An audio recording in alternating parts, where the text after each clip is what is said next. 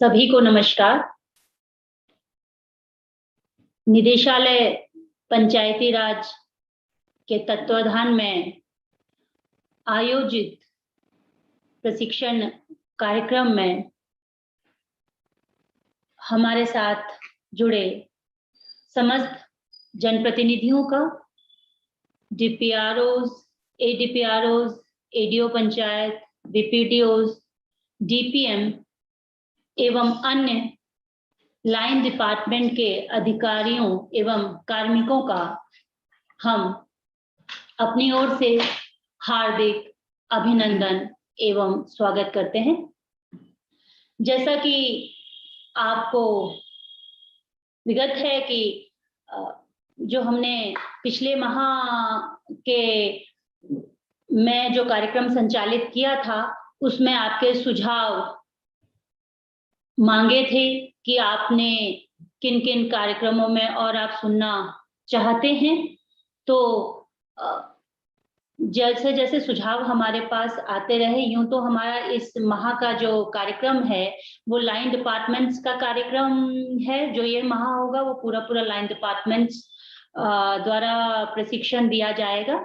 लेकिन on demand, जैसा कि आप लोग जानते हैं, कई जगह के कई जनपदों की क्वेरीज थी, सुझाव भी थे और चाहते भी थे कि ई ग्राम स्वराज पोर्टल एक महत्वपूर्ण एप्लीकेशन है और कई बार हमारे द्वारा इस विषय पर समय समय पर जानकारी दी भी जाती है, पुनः इस पर जानकारियां आती हैं और दिक्कतें आती हैं। तो बार बार ये जनपदों से द्वारा यह आग्रह किया गया कि इसको पुनः जो है इसका एक सेशन रखा जाए।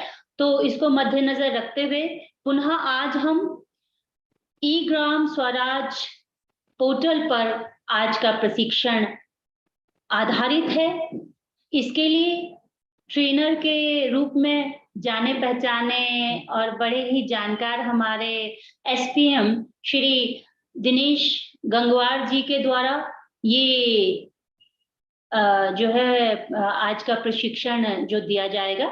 तो मैं आमंत्रित करना चाहूंगी हमारे एसपीएम और बड़े ही चहेते हमारे एसपीएम हम कह सकते हैं, श्री दिनेश गंगवार जी का। तो दिनेश गंगवार जी अपना जो है सेशन स्टार्ट कर सकते हैं। श्री दिनेश गंगवार जी। धन्यवाद मैम। आप सभी का मेरा नमस्कार। मैम ने तो काफी अच्छा इंट्रोडक्शन दे दिया मेरा। मैं अब आपको सर लाइव ही दिखाना चाहूंगा। मैं स्क्रीन शेयर कर रहा हूँ अपनी। जैसे कि आज मेरे को टॉपिक मिला है कि ई ग्राम स्वराज के बारे में मुझे बताना है आज। तो स्क्रीन सभी को दिख रही होगी अभी जो मैंने शेयर की है। डीपीएम बागेश्वर स्क्रीन दिख रही है?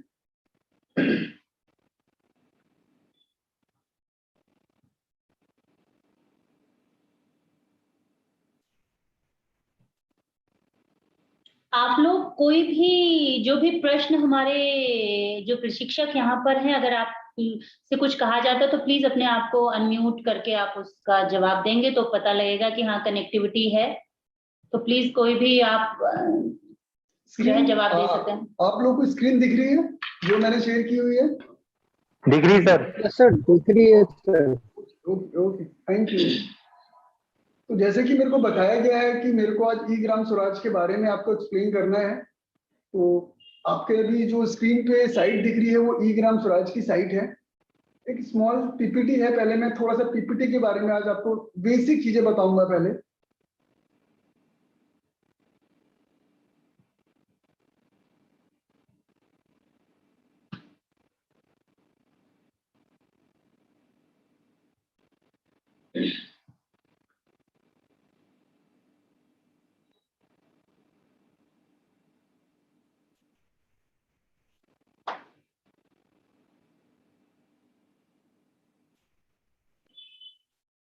ई ग्राम स्वराज के बारे में पहले थोड़ी सी बेसिक चीजों के बारे में हम लोग बात कर लेते हैं कि ई ग्राम स्वराज वेबसाइट लाने का ऑब्जेक्टिव्स क्या था हमारा। क्योंकि पहले भी हमारे सॉफ्टवेयर चल रहे थे, इंडिविजुअल सॉफ्टवेयर चल रहे थे। पहले हमारे प्रिया सॉफ्ट चल रहा था, हमारा प्लान प्लस चल रहा था, हमारा एक्शन सॉफ्ट चल रहा था हमारा, और भी 11 एप्लीकेशन हमारी पैरेलली चल रही थी। लेकिन ई ग्राम स्वराज पोर्टल पे प्रिया सॉफ्ट, प्लान प्लस और ई ग्राम स्वराज पे एक्शन सॉफ्ट, इन तीनों एप्लीकेशनों को मर्ज कर एक एप्लीकेशन बनाई गई है जिसको हम कहते हैं ई ग्राम स्वराज। वर्किंग सेम है, हम लोग प्लान प्लस में पहले प्लान चढ़ाते थे, तो ई ग्राम स्वराज में भी हम प्लान चढ़ाते हैं। प्रिया सॉफ्ट में हम लोग पहले वाउचर काटते थे, रिसीव वाउचर, पेमेंट वाउचर काटते थे, वो अब भी हम ई ग्राम स्वराज में कर रहे हैं। लेकिन डिफरेंस क्या है कि पहले हम लोग मैनुअली रिसिप्ट काटते थे, मैनुअली पेमेंट वाउचर काटते थे, अब हम उसको ऑटोमेट डीएससी के माध्यम से हम लोग उसका पेमेंट करते हैं। पहले क्या करते थे हम लोग जियो टैगिंग के लिए कि भाई काम आज हो गया, जियो टैगिंग हम लोग साल भर, 2 साल, 3 साल के बाद हम जियो टैगिंग करते थे। लेकिन अब भारत सरकार ने मैंडेट कर दिया है कि भाई पहले जियो टैगिंग करो, आप जियो टैगिंग के बाद ही आप पेमेंट कर पाओगे। तो ये सारी की सारी सॉफ्टवेयर में अपडेट हुए हैं। तो देखिए इनके ऑब्जेक्टिव्स क्या क्या हैं। फैसिलिटेट किया गया है डिसेंट्रलाइज्ड प्लानिंग को, प्रोग्रेस रिपोर्टिंग एंड अकाउंटिंग की एक्टिविटीज के लिए, मतलब इतना अच्छा सॉफ्टवेयर बना दिया है कि प्लानिंग के पर्पज से सारी रिपोर्ट्स वगैरह इसमें है, मैं दिखाऊंगा भी आपको। इनहांस क्या है, सीएससी मतलब सेंट्रल फाइनेंस कमीशन के फंड को जो फ्लो टू पंचायत है उसको काफी इनहांस किया इन लोगों ने, प्रमोट किया है, बेटर ट्रांसपेरेंसी के लिए सॉफ्टवेयर को प्रमोट किया है काफी ज्यादा। एक सिंगल विंडो का इंटरफेस है कि एक सिंगल विंडो से सारे के सारे काम करने हैं। ऐसा नहीं है कि प्रिया सॉफ्ट के लिए आप अलग यूजर आईडी से लॉगिन करो, प्लान प्लस के लिए अलग यूजर आईडी पासवर्ड से लॉगिन करो, एक्शन सॉफ्ट के लिए अलग यूजर आईडी एंड पासवर्ड से करो। एक सिंगल विंडो में सारे इंटरफेस आपको मिल जा रहे हैं इसमें। ये एक बेसिक हायरार्की है, एक स्ट्रक्चर या एक आर्किटेक्ट हम कह सकते हैं इसको, कि हम ई ग्राम स्वराज में भाई क्या क्या काम करेंगे। पहले सबसे पहले हम जीपी की प्रोफाइल फिल करेंगे, उसकी जो बेसिक प्रोफाइल होगी। अब बेसिक प्रोफाइल में क्या क्या चीजें आती हैं कि हमारे ग्राम पंचायत के ग्राम पंचायत विकास अधिकारी कौन है, उनका नाम, उनका मोबाइल नंबर, उनकी ईमेल आईडी, हमारे ग्राम प्रधान जी कौन कौन है, उनका नाम, उनकी मेल आईडी, उनका फोन नंबर, हमारे ग्राम पंचायत में क्या क्या चीजें अवेलेबल हैं, कितना हमारी ग्राम पंचायत का एलजीडी कोड क्या है, हमारे ग्राम पंचायत में कितने राजस्व गांव हैं, जितनी भी बेसिक डिटेल्स होती है वो जीपी की प्रोफाइल में हम लोग कैप्चर करते हैं ग्राम पंचायत से रिलेटेड। इससे क्या फायदे होंगे हमको कि अगर हमें किसी भी ग्राम पंचायत में, अगर मैं यहाँ बैठे बैठे 7,791 हमारी ग्राम पंचायतें हैं, मुझे किसी भी पंचायत के अगर ग्राम प्रधान जी का कॉन्टैक्ट नंबर लेना होगा तो मुझे ना ही अपने डीपीआरओ सर को फोन करने की जरूरत है, ना ही मुझे डीपीएम को फोन करने की जरूरत है, ना ही मुझे किसी कर्मचारी को फोन करने की जरूरत है। मैं सीधे ई ग्राम स्वराज ओपन करूंगा, जीपी प्रोफाइल में जाऊंगा, मुझे जिस भी डिस्ट्रिक्ट के जिस भी ब्लॉक में जिस भी पंचायत में जाना होगा मैं वो पंचायत लॉगिन करूंगा। उस पंचायत में कौन ग्राम पंचायत विकास अधिकारी है उनकी मुझे डिटेल मिल जाएगी, कौन उस ग्राम पंचायत के प्रधान जी हैं वो मुझे डिटेल मिल जाएगी, और जो भी बेसिक चीजें होंगी इस पंचायत की वो मुझे प्रोफाइल में दिख जाएंगी। इनफैक्ट अभी तो ई ग्राम स्वराज में एक प्रोविजन हो रहा है कि हम लोगों को वार्ड मेंबर्स का भी डेटा अपडेट करना है, तो वो हमने स्टार्ट कर दिया है यहाँ से। वो भी हम लोग 1-2 दिन में शुरू कर देंगे कि हमारी ग्राम पंचायत में कितने वार्ड हैं और उन वार्ड मेंबर्स के डिटेल, उनका नाम, उनका मोबाइल नंबर, उनकी ईमेल आईडी एक्सेट्रा चीजें उसमें भी पूछी गई हैं, तो वो फॉर्म भी हमें फिल करना है। हमारे इलेक्शन कब हुए थे, कब हमारा लास्ट है, तो ये सारी चीजें, कमेटी कौन कौन सी है, कमेटी की डिटेल्स क्या क्या है, ये सारी की सारी चीजें अभी हम इसमें ई ग्राम स्वराज पोर्टल में और फिल करने वाले हैं। सेकंड मॉड्यूल आता है हमारा पंचायत प्रोफाइल, पंचायत प्लानिंग में जैसे कि हम लोग कहते हैं प्लान प्लस, तो इसमें क्या होता है जीपीडीपी क्रिएशन, जो हमारी ग्राम पंचायत डेवलपमेंट प्लान, ग्राम पंचायत के लिए जो हम प्लानिंग करते हैं, उस प्लानिंग को हम, जो भी हमारी कार्य योजना बन के आती है उस कार्य योजना को हम पंचायत प्लानिंग मॉड्यूल में हम लोग अपलोड करते हैं। आप सभी अवगत है कि हमारे ग्राम पंचायतों में पहले बैठक होती है, बैठक होने के बाद प्रस्ताव आते हैं, प्रस्ताव को हम फाइनल करते हैं, प्रस्ताव फाइनल करने के बाद, प्रस्ताव जब फाइनल हो जाते हैं तो वो फाइनल जो भी हमारी योजनाएं निकल के आती हैं उन योजनाओं को हम ई ग्राम स्वराज पोर्टल पे चढ़ाते हैं। सॉफ्टवेयर ने एक बहुत अच्छी चीज कर दिया कि जो जो योजनाएं हम चढ़ाएंगे उनके लिए वो एक यूनिक आईडी जनरेट करके दे देगा। मान लीजिए कि किसी ग्राम पंचायत में 20 योजनाएं चढ़ाई हैं, तो उन 20 योजनाओं की वो अलग अलग आईडी जनरेट करके दे देगा कि ये एक यूनिक आईडी है, ये है कि राम के घर से लेके श्याम के घर तक सीसी रोड मार्ग निर्माण, तो उसके लिए वो एक यूनिक कोड जनरेट करके दे देगा। दूसरी कार्य योजना है हैंडपंप का निर्माण स्कूल के पास या स्कूल में, तो उसके लिए दूसरी आईडी जनरेट करके दे देगा। आपको अगर सोलर लगानी है, स्ट्रीट लाइट लगानी है, तो आपने एक योजना बनाई कि मुझे स्ट्रीट फला के घर से फला के घर तक मुझे 5 स्ट्रीट लाइट लगानी है, तो उसके लिए वो एक अलग यूनिक आईडी कोड जनरेट करके दे देगा।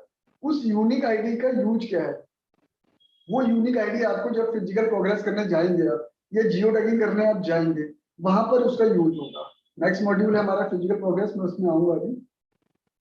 तो पहले क्या होता था, अभी आप लोग देख रहे हैं कि बहुत सारी रिक्वेस्ट आ रही है हमारे पास निदेशालय लेवल पे कि हमें कार्य योजना चेंज करनी है, हमें कार्य योजना चेंज करनी है। हमने जो कार्य योजना चलाई थी उसमें हम काम नहीं कर पा रहे हैं, बहुत सारे रीजंस होते हैं अपने अपने।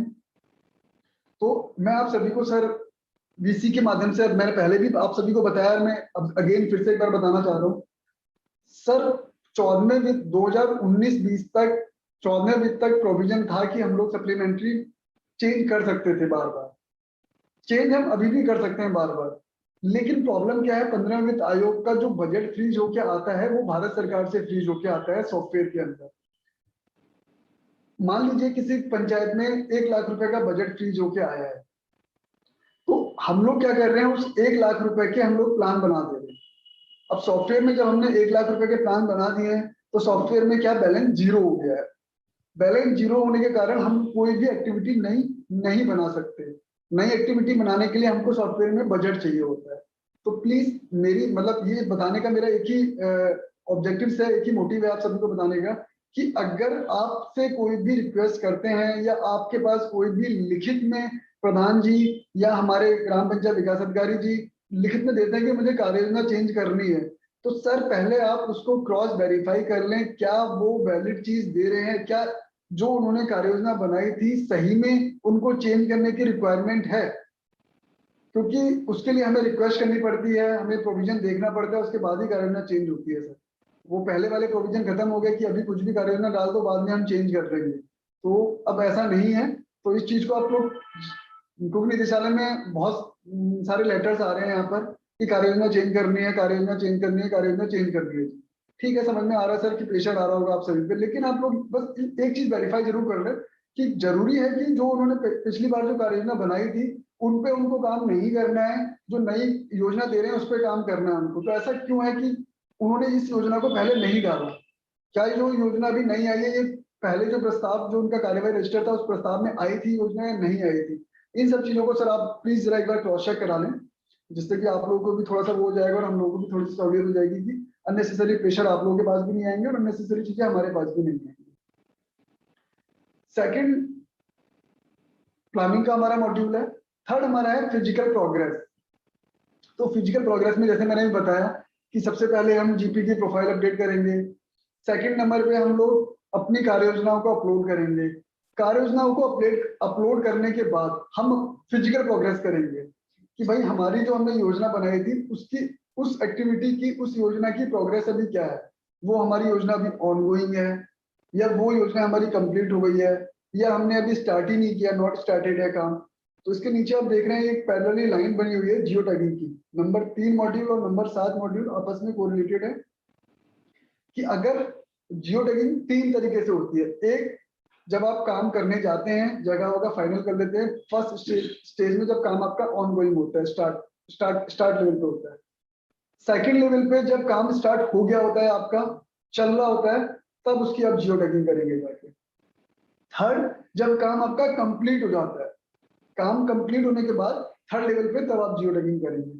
फिलहाल अभी हम लोग क्या करते हैं, जब हमारा काम कंप्लीट हो जाता है उसके बाद हम जाके जियो टैगिंग करते हैं, क्योंकि हमारा काफी सारा जियो टैगिंग का बैकलॉग क्रिएटेड है पहले से, तो उसको हम नहीं कर पा रहे। लेकिन जो इनिशियल फेज में जो हम अभी स्टार्ट कर रहे हैं, कम से कम इसको हम लोग स्टेप बाय स्टेप लेके चलेंगे। पहले हम लोग काम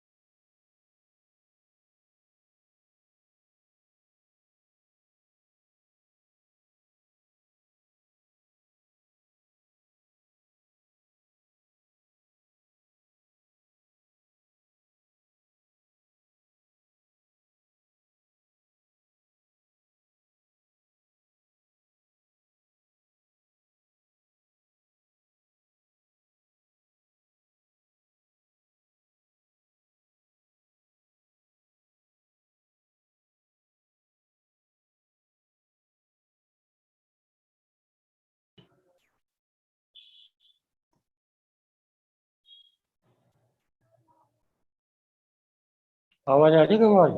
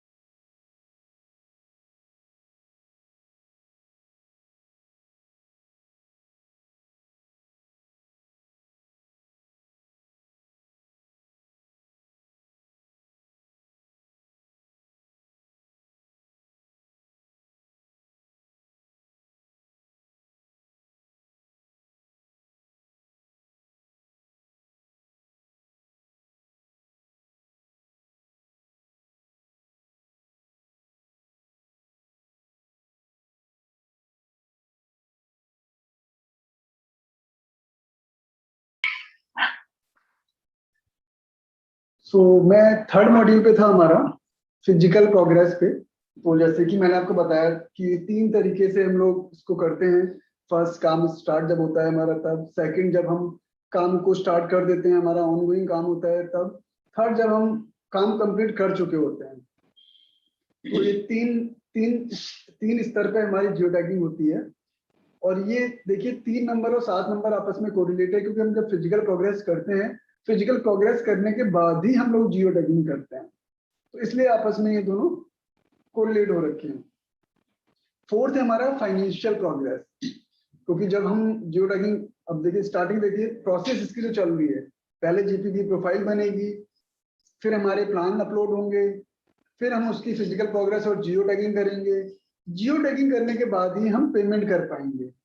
फाइनेंशियल प्रोग्रेस दिख रहा है, और ये देखिए पीएफएमएस से आपको लिंक दिख रहा है, क्योंकि पीएफएमएस से हम लोग पेमेंट नहीं करते हैं 15 फाइनेंस कमीशन की, लेकिन लिंक इसलिए दिख रहा है क्योंकि जो पेमेंट हम लोग करते हैं ग्राम स्वराज से, वो हमारी पीएफएमएस के सर्वर पर जाती है।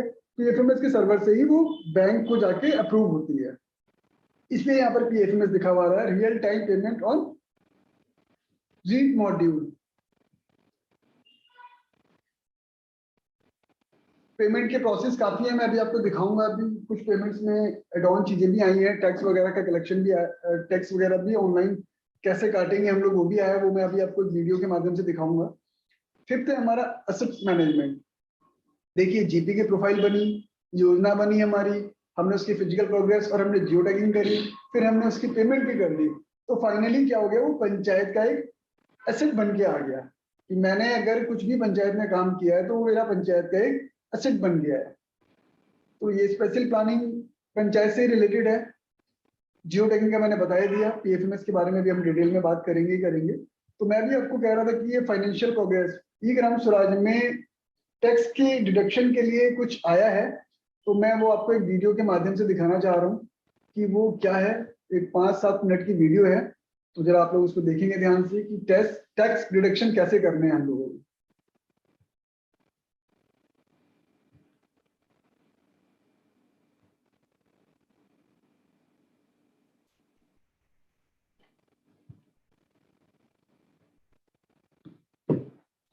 What does AI mean?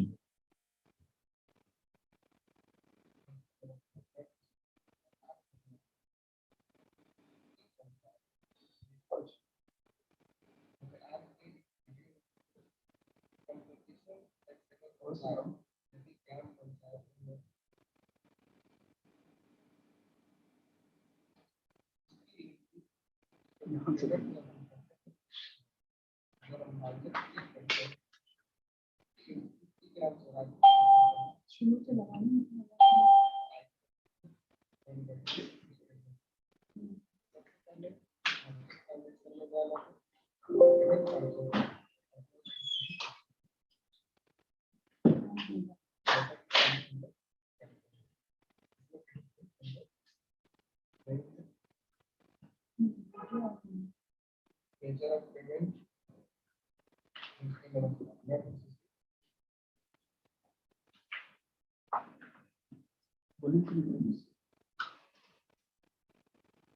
Clean भी हो रही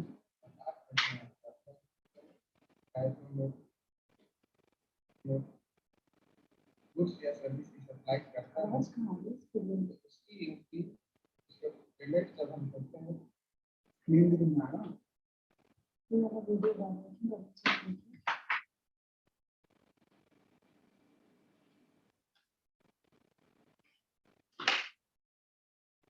इस वीडियो को काफी रिसीव करनी है तो वीडियो में क्या करना है ऐसे करनी है जब हम मार्केट क्रिएट करते हैं तो उसकी इनपुट की ग्राम स्वराज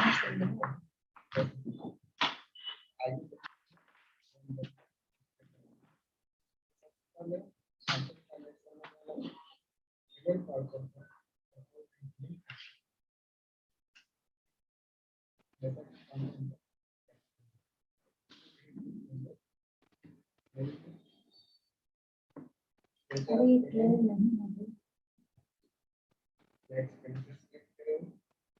वर्क में हम इस एक्टिविटी के लिए पेमेंट करना इस एक्टिविटी को सेलेक्ट करेंगे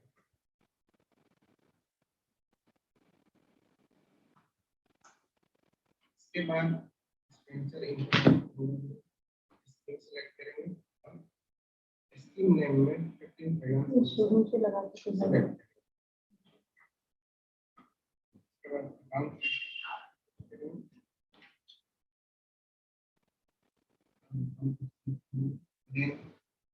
मेजर है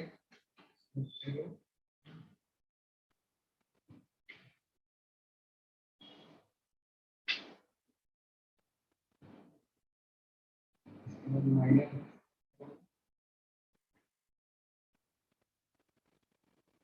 देन ये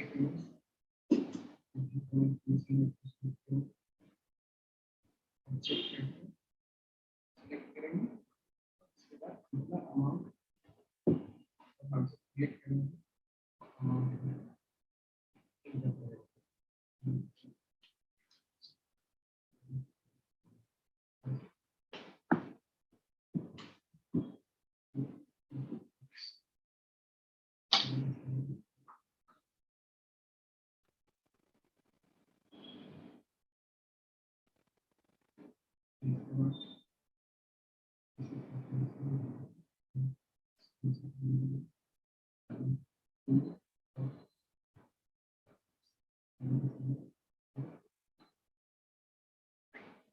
नाम जिस कैटेगरी में दिया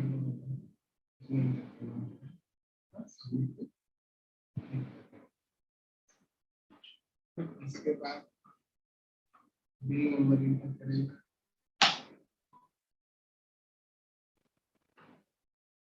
इसके बाद नरेशन में कुछ ट्रांजैक्शन से रिलेटेड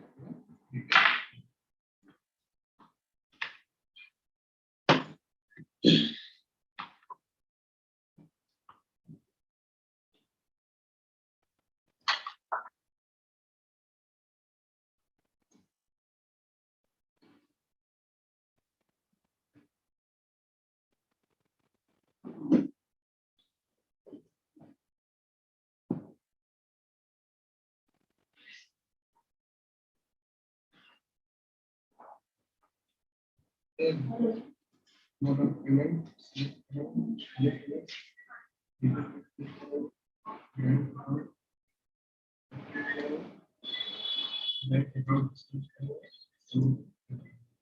इसके बाद इनकमिंग पेज में जिस वेंडर को पेमेंट करना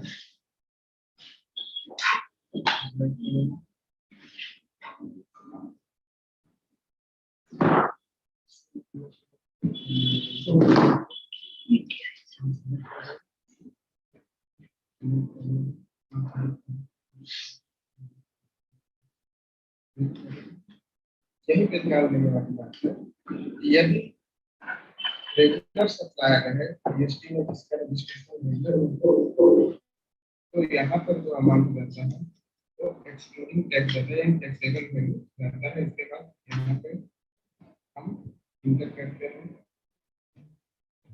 टैक्स का अमाउंट, सीजीएसटी, एमजीएसटी, आईजीएसटी। यदि supplier with in state CGST और एसजीएसटी सिलेक्ट करते हैं और आउटसाइड स्टेट है जैसे बिहार का है और पंचायत बिहार और सप्लायर अगर बिहार का है तो सीजीएसटी और एसजीएसटी और यदि बिहार से बाहर का सप्लायर है तो आईजीएसटी। यहाँ पे जो सेंट्रल अमाउंट है वो ऑटोमेटिक। तो चूंकि हम यहाँ पे कंपोजिशन सप्लायर के लिए बात कर रहे हैं तो जो भी राशि होगी वो यहाँ पर हम इंटर करेंगे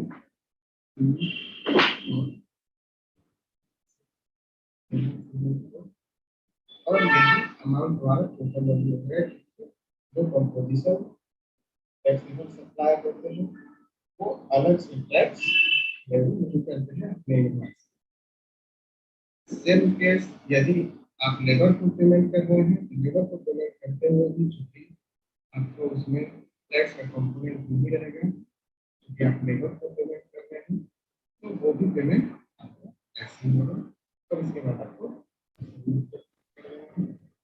अब वाउचर जो चाहे तो सेव करके कर सकते हैं और क्रेडिट यदि आप कॉन्फिडेंट वाउचर का सारा डिटेल सही है तो हम यहाँ पर रीच करते हैं हमारा वाउचर। तो यही था यदि कंपोजिशन टैक्सेबल सप्लायर को पेमेंट करना है या लेबर को पेमेंट करना है तो हम कैसे पेमेंट करें। हमारे आज की वीडियो में यदि क्या है सब्सक्राइब करते हैं बेल आइकन को प्रेस करके ताकि आपको नोटिफिकेशन मिलता रहे और आगे आने वाले वीडियोस में हम आपको ग्राम पंचायत को होने वाले GST, TDS, income tax, TDS, royalty और भी जितने तरह के डिडक्शन ऑफ टीडीएस एप्लीकेबल हैं उनके प्रोविजन के बारे में डिस्कस करेंगे। तो हम चाहेंगे कि आप हमारे वीडियो को ज़्यादा से ज़्यादा एक्सप्लेन करें ताकि यह जानकारी सबके पास हो।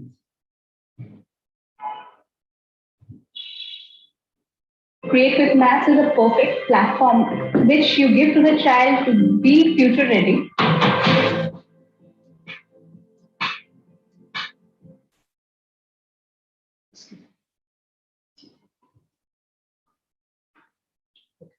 Thank you.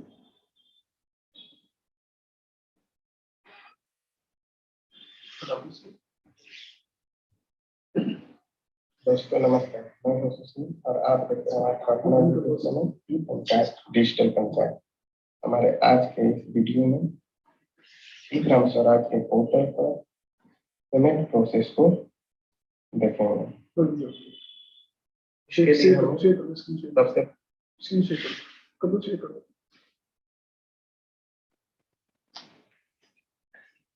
सबसे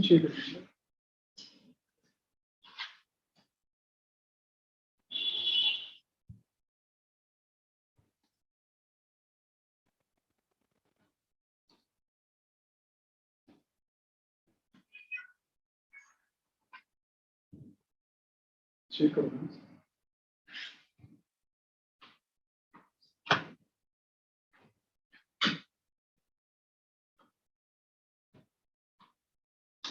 पहले मेकर आईडी से लॉगिन करना होगा।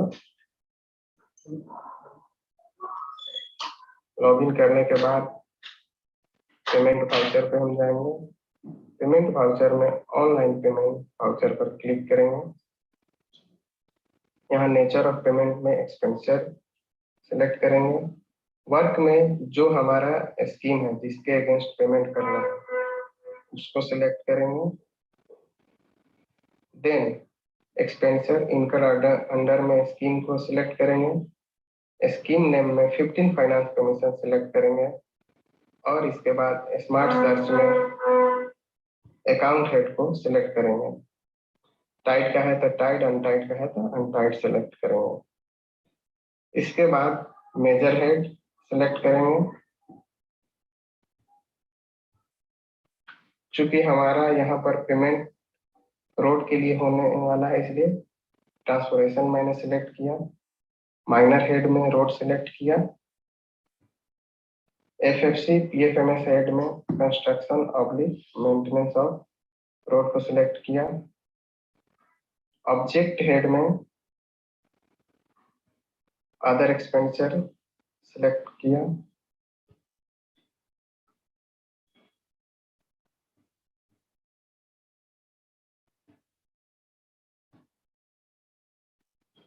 इसके बाद हम अमाउंट इंटर करेंगे, जितना पेमेंट करना है। 3 लाख पेमेंट करना है मुझे, इसलिए मैंने यहाँ पे 3 लाख इंटर किया। इसके बाद वर्क डिटेल में जाएंगे और यहाँ पर भी अवेलेबल बैलेंस आपको यहाँ 6 लाख दिख रहा है। जितना पेमेंट करना है उस राशि को हमने यहाँ फिल कर दिया। इसके बाद स्क्रॉल करके ऊपर जाएंगे। इसके बाद लास्ट में एसेट लोकेशन नेम में यहाँ स्कीम का नाम दिख रहा है। जो अमाउंट हमें पेमेंट करना है वो यहाँ पर इंटर करेंगे। इसके बाद सबमिट पर क्लिक करेंगे। अब हमें आगे पार्टिकुलर्स में उसका डिटेल लिख देना है। जिस स्कीम के लिए हम पेमेंट कर रहे हैं उसके बारे में यहाँ लिख देंगे।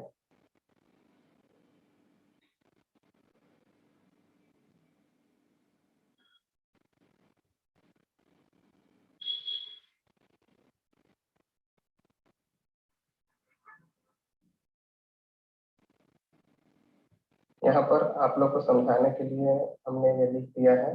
आप वहाँ पे अपने अकॉर्डिंग नरेशन लिख लेंगे पार्टिकुलर्स में।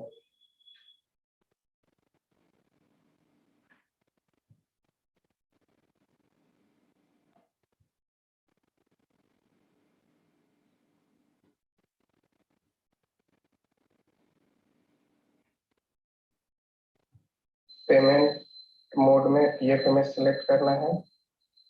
इसके बाद डिटेल्स में जाना है और बैंक अकाउंट को सिलेक्ट करके सबमिट कर देना है। टू होम में आपको जिसको पेमेंट करना है उसको सिलेक्ट करेंगे। एजेंसी के अंदर हमें पेमेंट करना है तो वहाँ पे जो हमारा अप्रूव्ड वेंडर है वो सब यहाँ पे दिख रहा है। इसमें से जिसको हमें पेमेंट करना होगा तो सिलेक्ट कर लिया मैंने। यहाँ अमाउंट आ गया।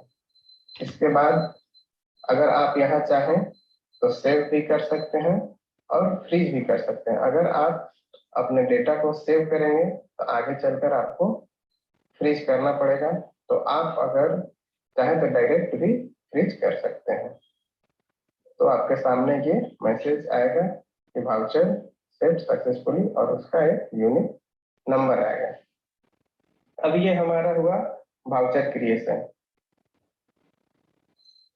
अब इसको देखना हो तो हम कैसे देखेंगे? इसके लिए मैनेज में, ऑनलाइन पेमेंट वाउचर के मैनेज में जाएंगे और मैनेज में जाने के बाद वहां पर स्कीम सिलेक्ट करेंगे 15 फाइनेंस कमीशन और सर्च पर क्लिक करेंगे। ये हमें दिख जाएगा जो हमने बुक किया है। अब यहाँ से आप फ्रीज पे क्लिक करेंगे तो ये आपका वाउचर फ्रीज हो जाएगा।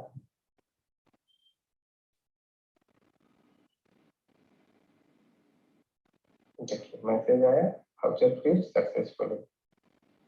अब इसके बाद एक्टिव साइन करने से पहले हमें डेबुक क्लोज करना होगा मेकर से।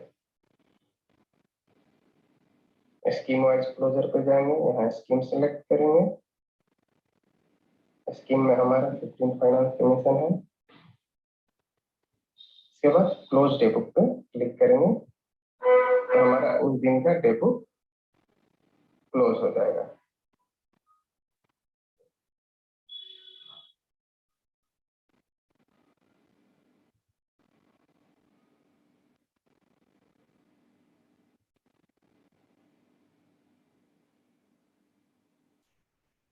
Good grammar and spelling are important, but if you want to write essays that inspire, messages that forge brighter connections,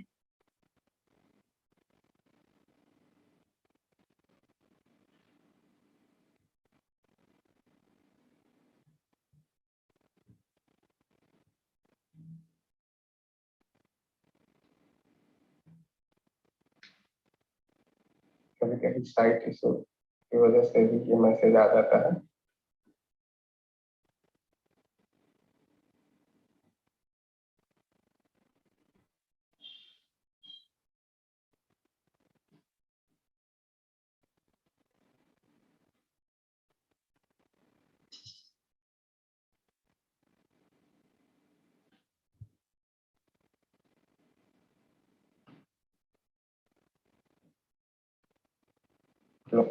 को दिखाते हैं। इसके लिए आपको मास्टर एंट्री में जाना है और साइन अप्रूव एक्टिव पे क्लिक करना है और जिस पेमेंट वाउचर को आपको अप्रूव करना है उस पे आपको टिक आउट करना होगा और इसके बाद आपको अप्लाई डिजिटल सिग्नेचर पर क्लिक करके डीएससी का पासवर्ड डालना होगा। इसके बाद ओके पे क्लिक कर देना होगा। देन उसके बाद आपको कंफर्म साइन इन पर क्लिक करना होगा। तो आपका ये मेकर से एक्टिव साइन हो गया। इसके बाद आपको चेकर से लॉगिन करना होगा।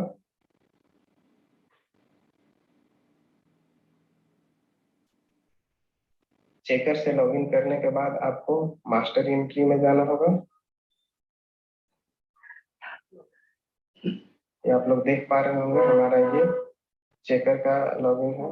अब मास्टर एंट्री पे गए, मास्टर एंट्री में डीएससी मैनेजमेंट पे क्लिक किए। इसके बाद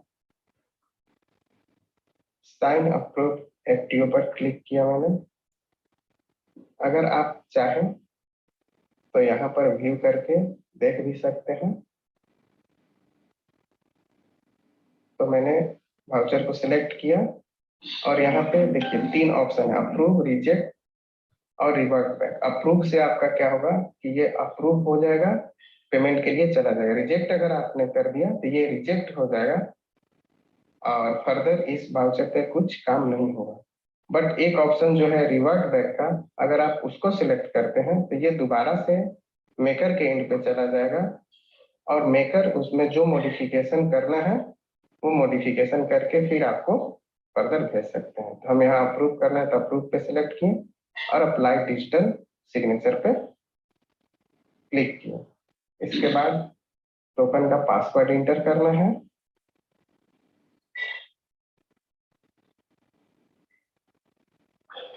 और ओके पे क्लिक करना है। कंफर्म साइनिंग पे क्लिक करना है और हमारा पेमेंट अप्रूव हो गया। अब हम आगे चाहें तो इसके स्टेटस को ट्रैक कर सकते हैं, वो हम आप लोग को आगे के वीडियो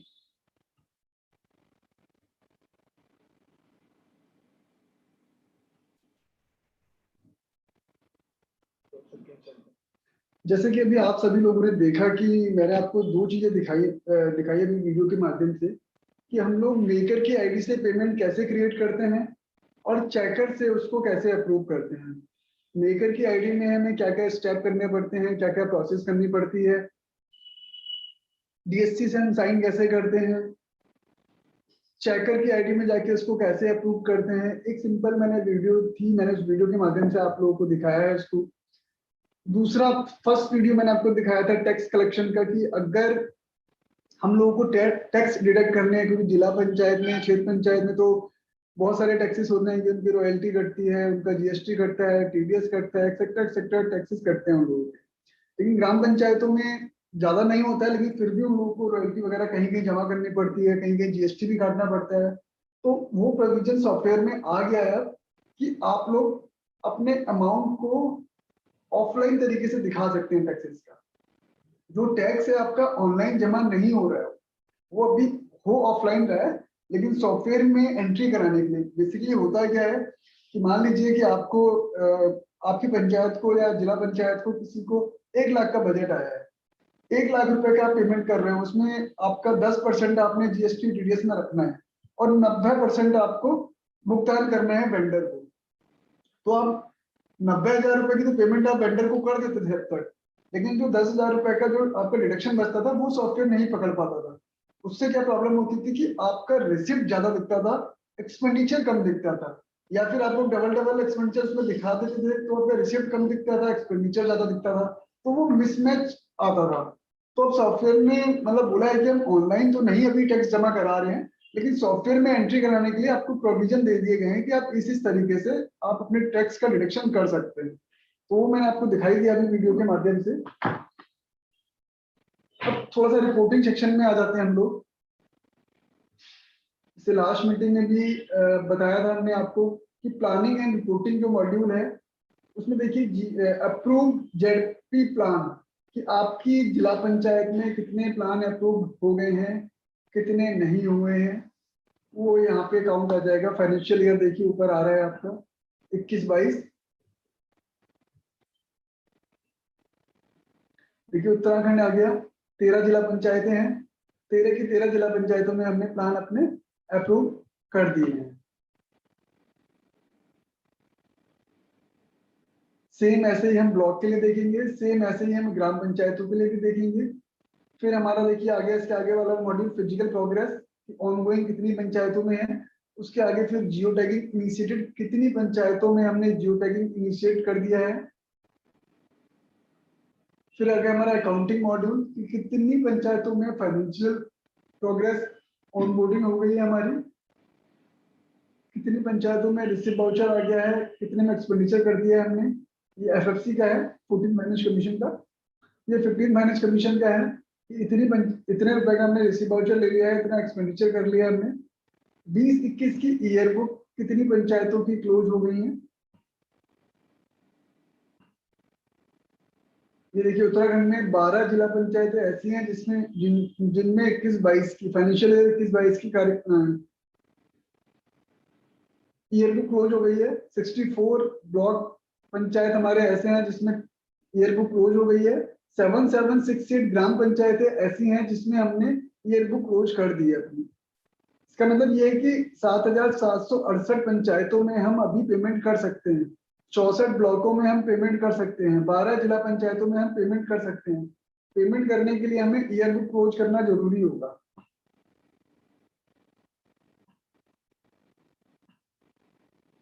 नीचे फिर ये हमारा ऑडिट ऑनलाइन से रिलेटेड है, कितने हमारे रजिस्टर्ड ऑडिटर्स हैं, कितने हमारे ऑडिटीज हैं रजिस्टर्ड, ऑडिट प्लान क्या है हमारा, उनका ऑब्जर्वेशन रिकॉर्डेड क्या है जो हुआ था, फिर ऑडिट रिपोर्ट क्या क्या है।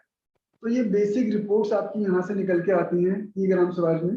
होम पेज से बिना लॉगिन करके भी आप लोग अपने फोन में भी एक्सेस कर सकते हैं इसको। अगर आपको देखना है तो आप अपने फोन में भी चेक कर सकते हैं। बाकी रिपोर्ट्स हैं, इसमें प्लानिंग है कि अगर आप अपने प्रीवियस ईयर का रिकॉर्ड देखना चाहें तो आप यहाँ से पुराने सालों का रिकॉर्ड चेक कर सकते हैं।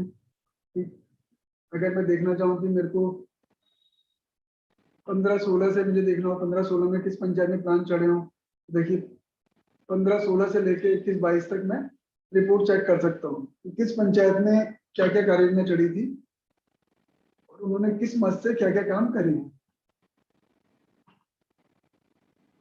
इसमें एक लास्ट और एक जरूरी चीज है, डैशबोर्ड में कि कितनी पंचायतें आपकी ऑनबोर्ड हो गई हैं, कितनी जिला पंचायत है, कितनी ब्लॉक पंचायत है, कितनी ग्राम पंचायत है।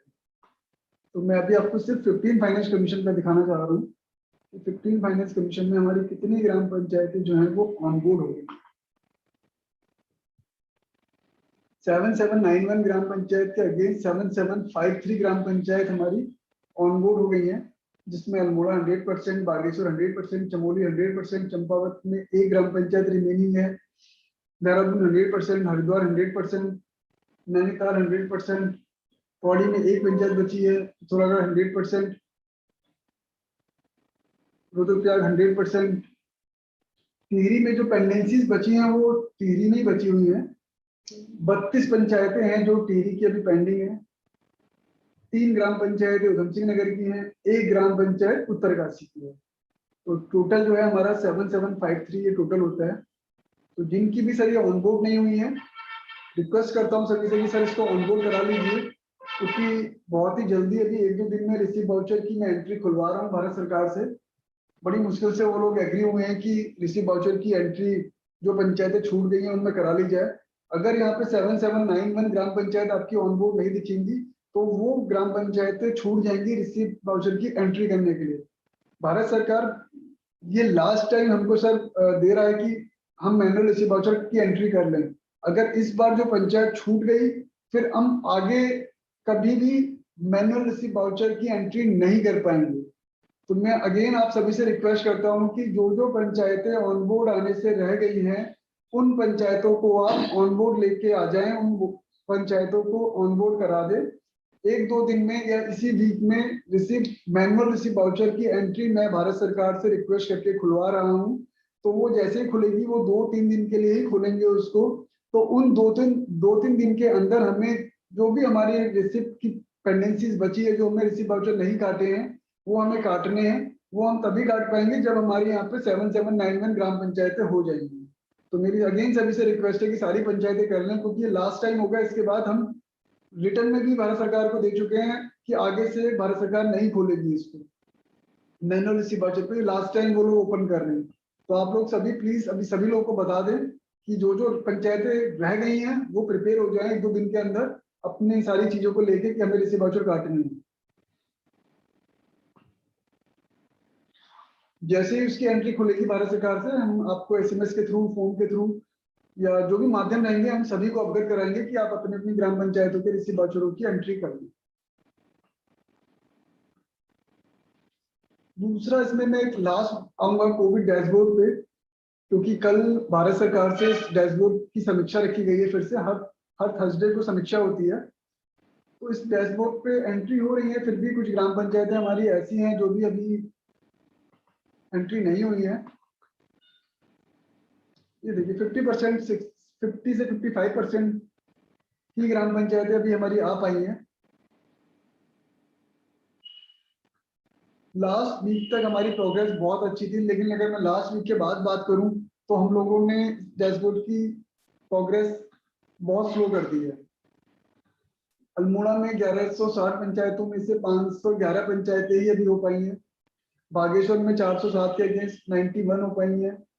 चमोली 610 के अगेंस्ट 73 हो पाई है। चंपावत 313 के अगेंस्ट 100 हो पाई है। देहरादून 401 के अगेंस्ट 274, हरिद्वार 306 के अगेंस्ट 296, नैनीताल 130 हो पाई है। पौड़ी 926 अच्छी प्रोग्रेस है। पिथौरागढ़ की भी अच्छी प्रोग्रेस है 434, रुद्रप्रयाग 195, टिहरी अगेन 193, उधम सिंह नगर 292, उत्तरकाशी 233। तो 3748 ग्राम पंचायतें भी ऐसी हैं जिसमें हम ऑनबोर्ड ले आए हैं। मेरी सभी से रिक्वेस्ट रहेगी कि कल भारत सरकार से 2 बजे इसकी समीक्षा बैठक है, तो हम जितना ज्यादा कर सकते हैं, क्योंकि लास्ट टाइम भी सबने बोला था कि हमें 100% प्रोग्रेस चाहिए, लेकिन अनफॉर्चुनेटली अभी भी हमारी वहीं की वहीं हम लोग अटक गए हैं पिछले 7-8 दिन से। तो मैं अगेन सबसे रिक्वेस्ट करूंगा कि प्लीज इस डैशबोर्ड में थोड़ी सी कर लें, जिससे कि जो उत्तराखंड की हमारी है सॉफ्टवेयरों पे पकड़ वो हमारी मिनिस्ट्री में अभी भी बरकरार रहे। तो अभी 57-58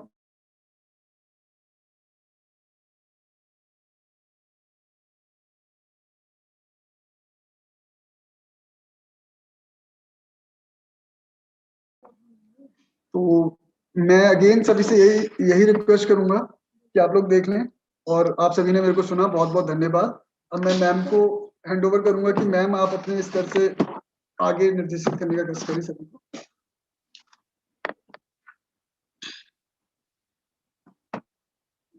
बहुत बहुत धन्यवाद दिनेश जी। जैसा कि आप सभी ने एसपीएम श्री दिनेश गंगवार जी को सुना, उन्होंने बड़ी बारीकी से पोर्टल को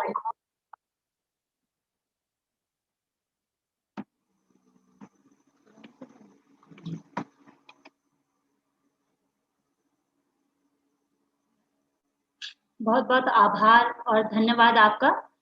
और धन्यवाद देना चाहूंगी एसपीएम श्री दिनेश गंगवार जी का कि आप सभी ने दिनेश गंगवार जी को सुना। उन्होंने बड़ी बारीकी से ई ग्राम स्वराज पोर्टल को विस्तार पूर्वक आपके समक्ष रखा और जैसा कि उन्होंने अंत में बताया, जो डैशबोर्ड एक इम्पॉर्टेंट हमारा उसका एक पार्ट है।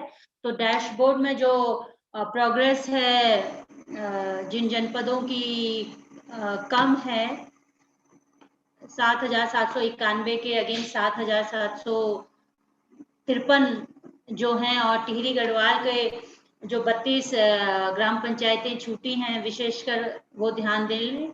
और कोविड डैशबोर्ड की जैसे उन्होंने बताया कि कल भारत सरकार की समीक्षा बैठक रखी गई है, तो आप सभी से अनुरोध है कि आज से लेके कल तक आप उस डैशबोर्ड की प्रगति कम से कम जितना मैक्सिमम अपने एंड से कर सकें उसको कर लें।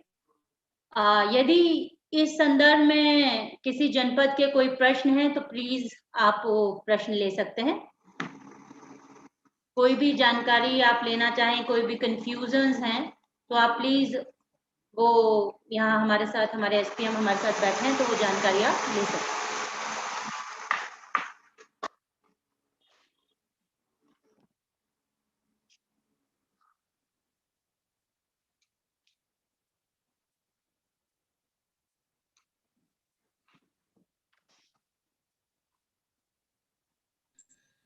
दिनेश दिनेश आवाज आ रही है? Yes sir. हाँ सर आवाज आ रही है सर आपकी। एक है ना रॉयल्टी का ऑनलाइन चालान नहीं लग रहा है, कैसे होगा उसका? लोगों के पास रॉयल्टी के लिए मैंने अभी कहा कि सर रॉयल्टी का अभी ऑनलाइन नहीं है कोई भी प्रोविजन। जो हम चेक के माध्यम से, जो हमारा प्रोविजन अभी था कि हम लोग चेक के माध्यम से या जैसे भी जिस भी माध्यम से हम लोग अभी तक करते थे रॉयल्टी, टीडीएस, जीएसटी का, हमारा वही प्रोविजन रहेगा। लेकिन सॉफ्टवेयर में उसकी एक ऑफलाइन एंट्री होगी। वो एंट्री की एक वीडियो है, वो मैं अभी आपके ग्रुप में भी और डीपीएम्स के ग्रुप में भी उसको शेयर कर दूंगा, जिससे कि वो समस्त लोगों को सर्कुलेट कर दें। और वो पहले भी मैंने सर्कुलेट करवाई है वीडियो सर। नहीं, असल में उसमें ये आता है ना कि चेक के माध्यम से कोई पेमेंट नहीं होगा, तब वो दिक्कतें आ रही थी। नहीं सर, चेक के माध्यम से किसी भी वेंडर को कोई भुगतान नहीं होगा, लेकिन जो डिडक्शंस है हमारे, जो टैक्सेस है हमारे, वो चेक के माध्यम से कर सकते हैं। ये पहले भी इंस्ट्रक्शंस दिए गए हैं सर। अच्छा, और बैंक को भी ये बताया गया है कि जो टैक्सेस वाले रहेंगे वो चेक एक्सेप्ट करेंगे, लेकिन जो वेंडर वाले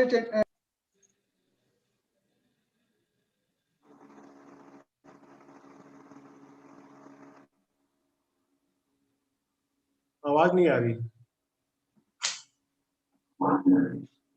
सर। अभी आ रही है आवाज आपको? अब आ रही। हाँ हेलो। हाँ आ रही सर मैं कह रहा हूँ कि हमारे मतलब सर जो चीजें हैं ना, जो टैक्स डिडक्शंस हैं, बैंक को भी बताया गया है कि जो टैक्स वाली जो चीजें रहेंगी वो बैंक एक्सेप्ट करेगी चेक। जो वेंडर की पेमेंट रहेगी वो बैंक एक्सेप्ट नहीं करेगी। ठीक है ठीक है, चलो कंफर्म ये कर। उसके वजह से बहुत से वो पेमेंट रुके हुए हैं तो उनको करवा देते हैं चालान से।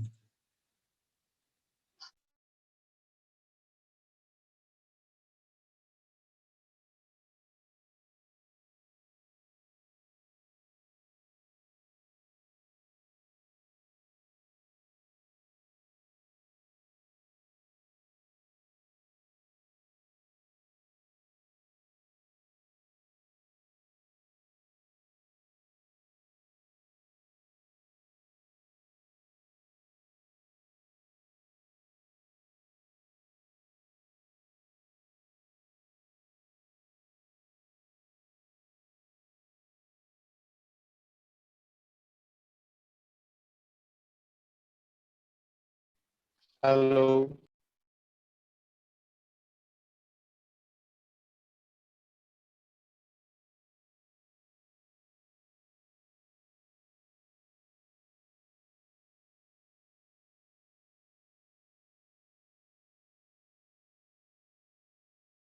डीपीआरओ पिथौरागढ़ सर, हो गए आपके कंफ्यूजन पूरा? क्या पूछ रहे थे आप रॉयल्टी के विषय में?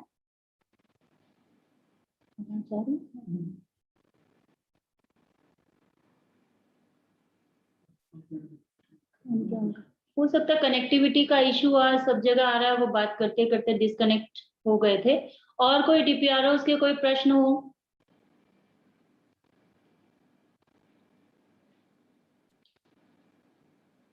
डीपीएम भी फ्रंट लाइन में अगर जुड़े हों, उनके प्रश्न हो, क्योंकि ग्राम स्वराज पोर्टल और डैशबोर्ड और कोविड डैशबोर्ड पोर्टल भी डायरेक्टली वो लोग हैंडल कर रहे हैं। अगर डीपीएम के भी कोई प्रश्न हो तो पूछ सकते हैं। डीपीआरओ टिहरी हमारे साथ है?